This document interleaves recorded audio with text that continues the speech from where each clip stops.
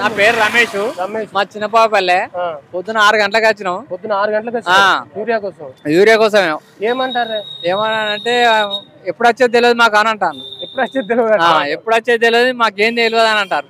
మరి మీ పంట ఎటు పోవాలా? ఇక మా పంట ఎటు పోవాలంటే మీరు ఎటు పోతే మాకేంది అని అంటారు. వేయాల్సిన టైంలో యూరియా చల్లకపోతే అది దిగుబడి రాదు కదా. రాదు. మరి ఎట్లా ఇప్పుడు కాంగ్రెస్ వాళ్ళు ఏమంటున్నారంటే ఇది కావాలనే మీరంతా రాజకీయం చేస్తారు ఇక్కడ అంటాను. రాజకీయం ఎక్కడ? మేము రైతులు పొద్దుగాల పోతే సాయంత్రం దాకా బాయికాడు. నువ్వు విన్నావా? పొన్నం ప్రభాకర్ అంటాడు, తుమ్మల నాగేశ్వరరావు అంటాడు. మీరంతా తాగుబోతులు రోడ్లు ఉంటే తిరిగేటోళ్ళు అని అంటారు. వాళ్ళకి అత్తే ఉదరావని చేరుకోనికి అత్తే తెలుస్తుంది వాళ్ళకు. ఒక రైతు ఒక ఆడోళ్ళు మొగోళ్ళు మొత్తం వచ్చి ఉంటారు. వ్యవసాయం టిఫిన్ చేసుకుంటారు. ఒక్కొక్క టిఫిన్ పొద్దున 6 గంటలకు వచ్చినాము. రైతుల గురించి పట్టించుకునే నాదుడు లేదు. అసలు రైతులు అంటే ఏందనో మనకి అర్థం లేదు, మన లేదు. రేవంత్ రెడ్డి ఏమన్నా ఉపరాష్ట్రపతి అని ఎలక్షన్ ఢిల్లీలో ఉన్నాడు. తుమ్మల నాగేశ్వరరావు సరిపడి ఎరువు పంపిస్తాను, మేము బస్తాలు పంపిస్తాను, ఏం ఆవేదన పడకూడదు అని అంటాడు. మాకు బస్తాలు అచ్చులు లేదు, ఏం లేదు.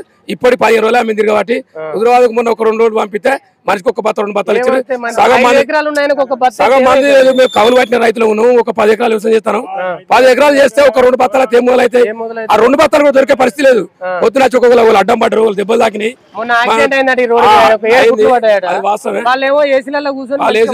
మళ్ళీ పెద్ద పెద్ద రైతులకు అదే లీడర్లకు అదే కాంగ్రెస్ లీడర్లకు మన దగ్గర వాళ్ళు ఇస్తారు 20 బత్తాలు 50 బత్తాల వాళ్ళకు షార్ట్ మార్గాన్ని ఇస్తారు. వాడు కమిషన్ తీసుకుంటారా, వాడు బ్లాక్లు అమ్ముతారా, ఏం తెలుస్తారు అసలు.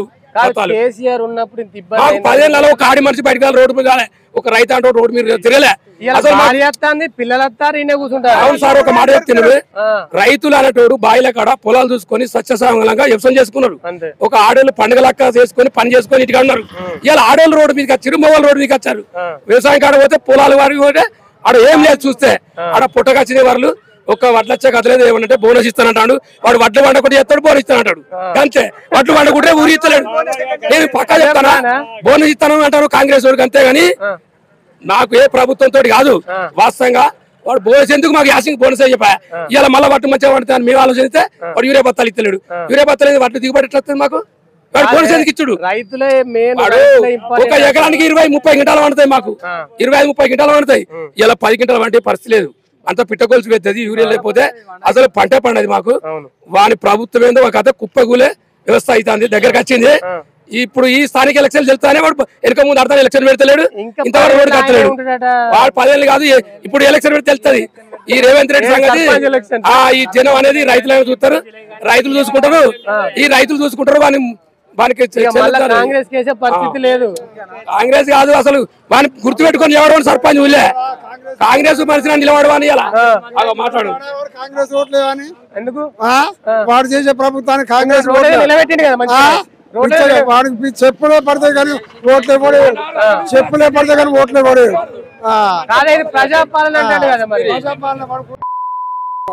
కేసీఆర్ ఉన్నప్పుడు ఇంట్లో పంట బత్తాలు వచ్చినాయి. కేసీఆర్ పాలనప్పుడు ఇంట్లో పెద్ద మనుషులు పాపంకి రోడ్ల మీద వచ్చి ఇంతసేపు అమ్మాడుతాను. ఇప్పుడు ఒక ఆడోలో బస్సు తిరిగి పెట్టిండు, ఈ కరెంటు చిన్నగా పెట్టిండు. అది 2 తప్ప ఏమైనా చేసిండు? వాడు వచ్చి ఏమున్నా కాళేశ్వరాన్ని పట్టుకొని ఎడతాను. ఏమున్నా గెలుకుడు కాదు, ఒక్కటే దొరికింది వానికి, ఇంకోటి ఏం లేదు. కేసీఆర్ ఉన్నప్పుడు ఇట్లా ఇబ్బంది ఉండేనా? 10 ఏళ్ళు దర్జాగా ఆటో అనేది పైసలు ఇస్తే వాడే తెచ్చేది బైకాడేసి. వీడెక్కడికి వెళ్ళి వీడేమో పెడతాడని వీళ్ళు ఉబ్బిర్రు. తులం బంగారం ఇస్తానగానే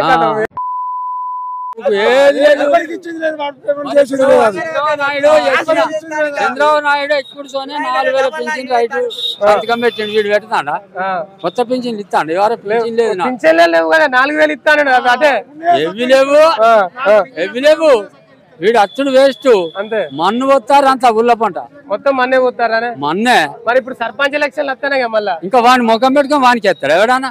మనిషి అయి పుట్టినాడు అయితే కాంగ్రెస్ వాని ముఖం చూసినా విరక్తి పుట్టిందానే. వేస్ట్ అది.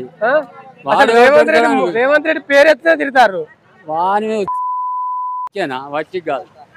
సరే సరే, ఓకే. దండుగా వాడు అచ్చుడే దండుగా ఈయన అంతే.